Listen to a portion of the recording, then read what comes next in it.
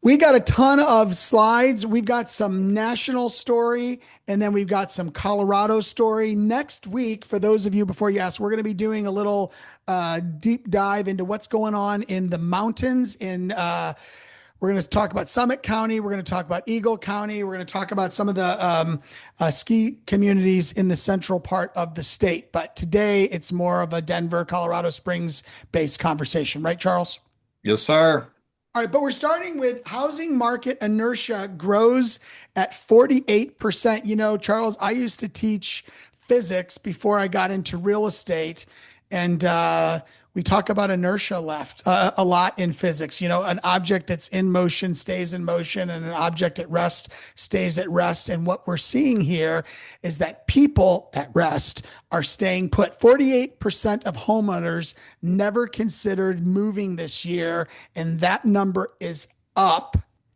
And what we're finding is that it used to be that people said, I'm sticking where I am because of rates, but mortgage rates are actually mattering less today than they were before. And what matters today more is life uncertainty. Life uncertainty is becoming a bigger issue. People are staying put because they don't know if their job is secure, because they're taking care of aging parents and grandparents, because their families are changing. And the author of this study from an organization called Point says that homeowners are feeling emotionally locked in. 83% say that they won't get unlocked until rates are under 5%. And many people are just psychologically attached to their current payment. Charles, what did you pick up in here? Yeah, I think that it goes back to the conversations that we're having inside of our offices, right? Is that when I think a lot of us got to this point in 2021 where people were just moving for the sake of moving, right? Yeah. It's just like, you know what? I want a different view from, the other side of the street. And yet, when we're talking about how we have a big business inside of real estate, we know that we need to be in as many conversations as we possibly can and be in emotional proximity to the people. So when they're thinking about transacting business, they're thinking of us. And so what makes people move? And to where Russ's point was, is it's life events, it's marriage, it's babies, it is promotions, it is being transferred, it's all the things. And so as a real estate agent, we look at this and we say, okay, this makes sense. You know what? This is different than what we experienced in 2021. And yet I only have one job, to be in relationship with as many people as possible, because I don't know what their job's going to look like. I don't know what their family situations are going to look like, but I do know that I am going to be their real estate economist of choice and be that person that they call. And so I need to be in emotional proximity to them when this stuff happens. Yeah. You know, I was just thinking as you're talking, I was driving into the subdivision that I live in on Friday, and you know, I got kind of narrow streets. It's an older neighborhood, big trees, and the streets are lined with contractor trucks. The guy next door to me refinishing his lower level. The guy on the other side, kitchens and baths. I'm putting in a bath right over there. In fact, you might hear the work in the background. Two doors down, kitchen. Like everybody on my street is doing this. They are not considering moving. They are upgrading. They are spending more on their house. Nearly half of people are considering renovation, and it's trapping equity. So Yeah. interesting piece of the puzzle. Let's move on. Gary Keller, for some reason, is all of a sudden writing lots of articles and publishing lots of op-eds. And he's got a real bug up his butt about private listings.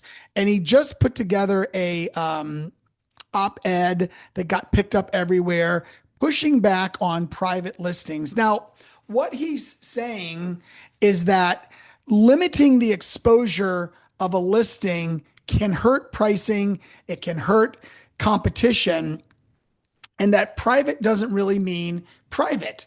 It just means shared with fewer people, shared internally only. It means not exposed to the fair market. And, you know, Gary's concern about all of this is that the public doesn't understand that when the listing agent pushes pocket listing or private listing or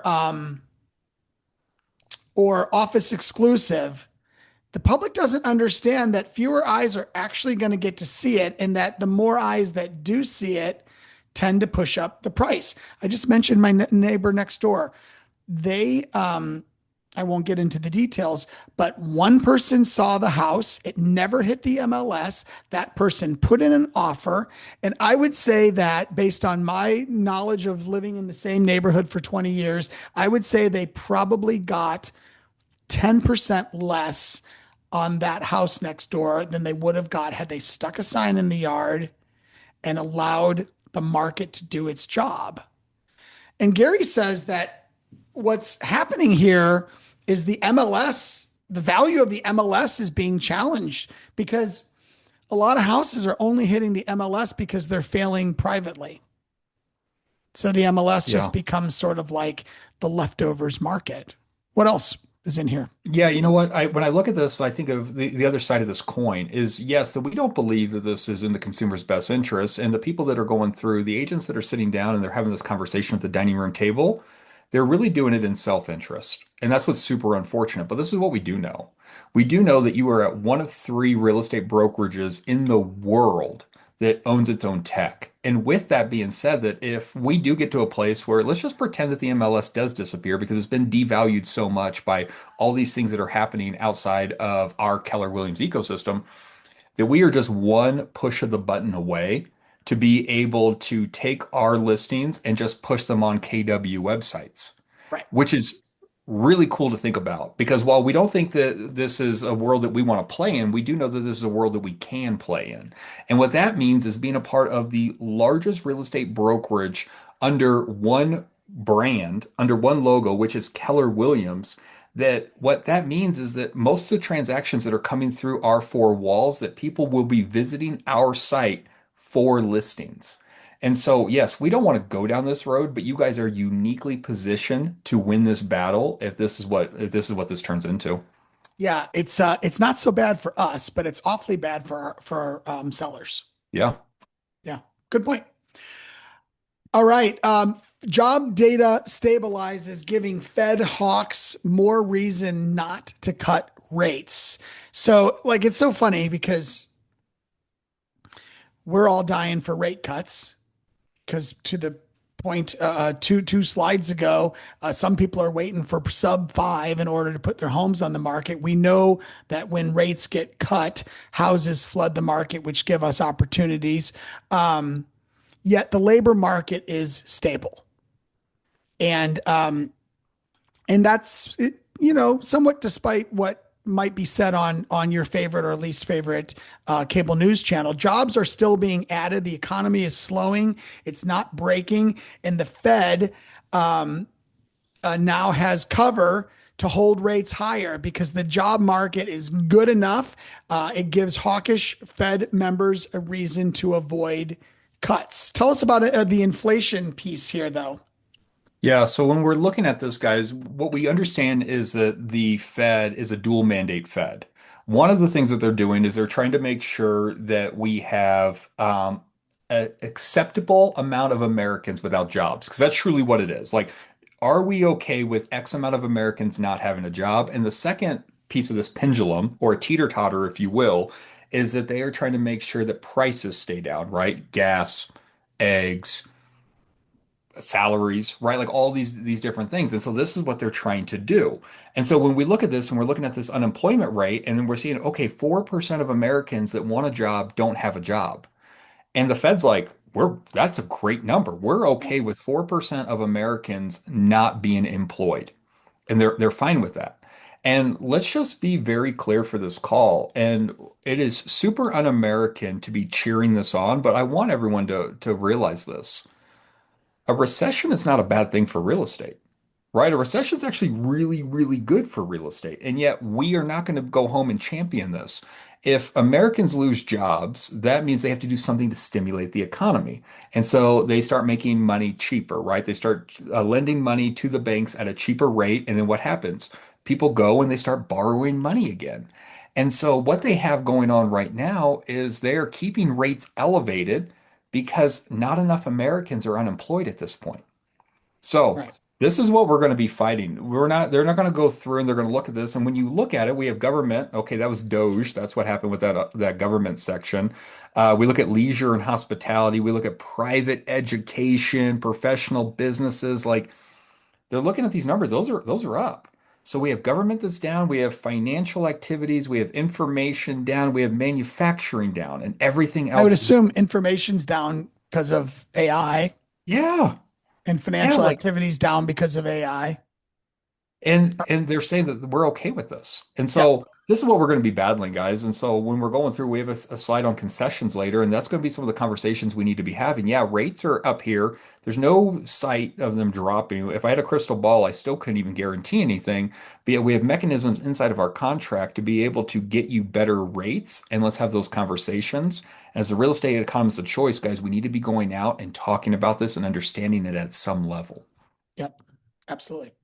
All right. So, buying or selling a home in Denver this year, here are 5 questions you should ask. So, the Denver market is feeling unpredictably predictable. Activity picked up earlier than normal this year, and the warm winter shifted buyer and seller timing. What else is in here? Yeah, so I think what was the interesting thing is we put this QR barcode in here for you guys if you want to go look at this census data. Now, this census data is a year old at this point because that's just how quickly our government works. But this is the latest. And when we look at this, guys, we can see that 42% of all homes in Colorado have an HOA, Mhm. which is leading the nation as far as Yeah. homes with have like we're in like the top five uh, states. And if we were to look across the board across the United States, the average monthly fee for an HOA is $135. Guys, we have condos inside of Colorado that are around 500 plus. Yeah. And this is the unaffordability issue that we're running into. This is why the American dream is not dead in the United States. It's definitely not dead in Colorado, but it's taking longer to achieve it because of how expensive things are getting. So I think it was NAR Russ that went through and they looked and they said that the average first-time home buyer is what now 40? 41, I think. Yeah, and when you look at it, they also said that they're putting 10% down.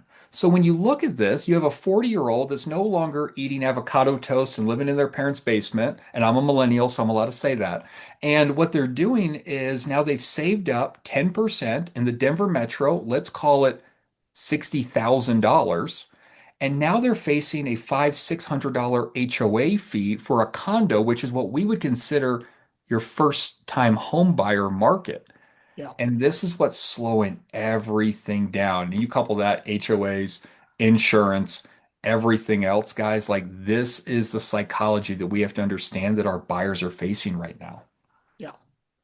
Yeah, it's a real interesting market. I've got a child who's looking at buying a townhome, and the first thing we look at is HOA. We're seeing, and she's at the low end of this of the market in terms of price, but we're seeing $800, $700, $600, total different ball game.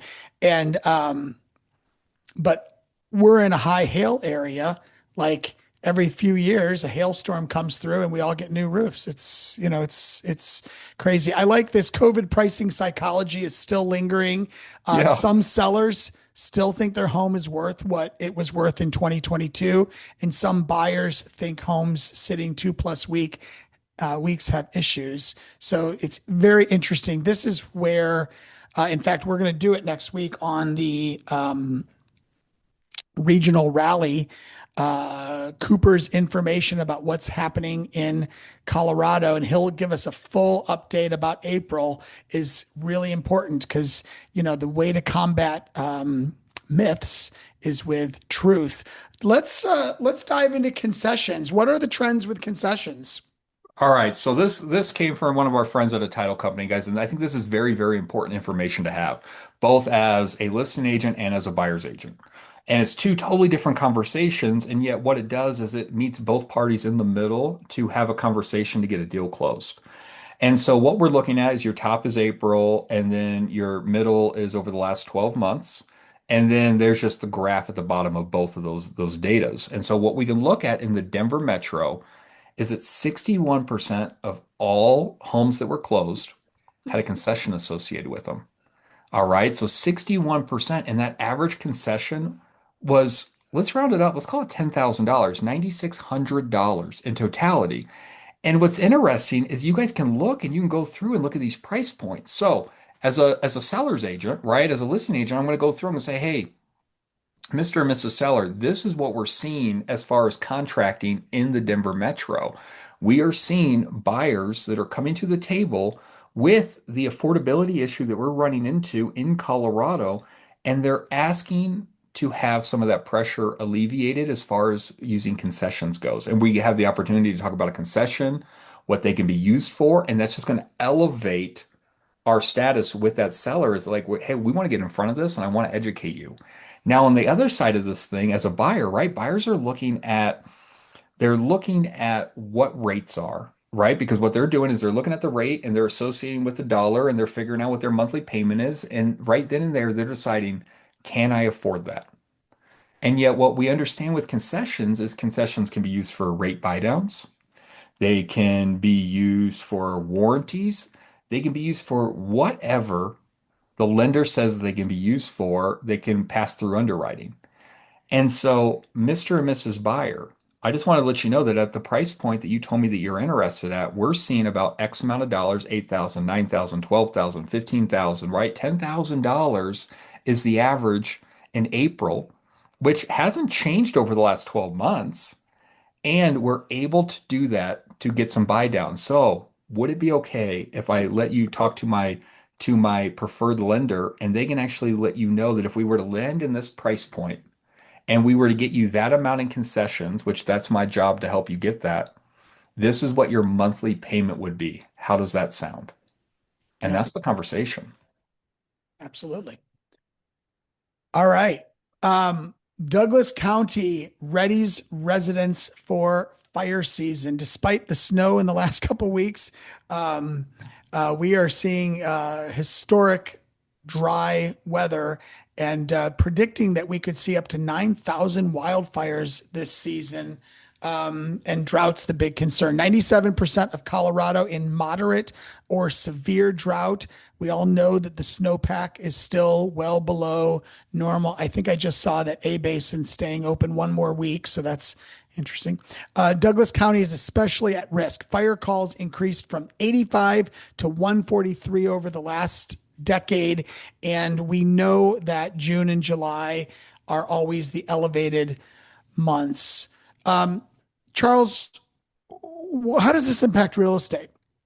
Yeah, so when I think about this and I look at this, firstly, our mountain real estate agents, they understand this, right? This is nothing new to them. They're like, you know what, this is Monday. All right. And so what I think of when I look at this is what about some of our city agents that are going through and having these conversations? And so let's just play out a scenario where maybe most of my business is in the Denver metro and my buddy reaches out and says, hey, you know what, I want to go look up in the mountains for some houses. Well, what we have to understand is that there is insurance rates for Colorado, and then there's insurance rates for the mountains, and they're different. And so when we're going through and having these conversations, we have to understand that these are high impact areas for wildfires. And when we're looking, we should get ahead of these dates and deadlines, these contingency periods for insurability on a property because these are going to be some astronomical amounts of insurance premiums if they can even get insurance. So when we're looking at this, some of the things that we should be doing is making sure that okay, we understand this is going to be a higher impact area, plus all the things that have happened in the past, that this actually might be an issue for this particular area to be able to qualify for insurance. And Mr. and Mrs. Buyer, even if you qualify for the insurance, do you really want to pay that monthly cost that's going to be associated with it? And those are the conversations that we think that we need to be looking at as we're going through and just thinking about the drought that we've had.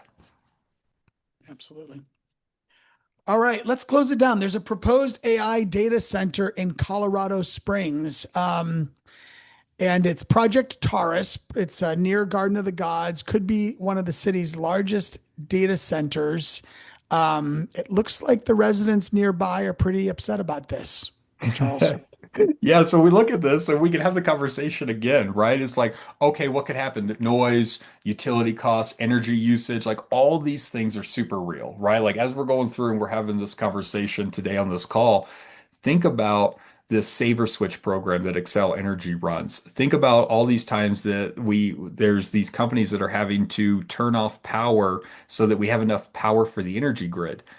Think about the amount of water when we're thinking about these companies that are actually coming in and buying Colorado water rights. They're buying the land and they get X amount of water. They're taking the water and they're shipping it off to California.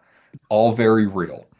Yeah. And so now we're looking at this AI data center that is going to use an astronomical amount of energy, plus needs to cool down their products. They're going to be needing more water. They're going to be needing more utilities. This is going to have a big impact on rates.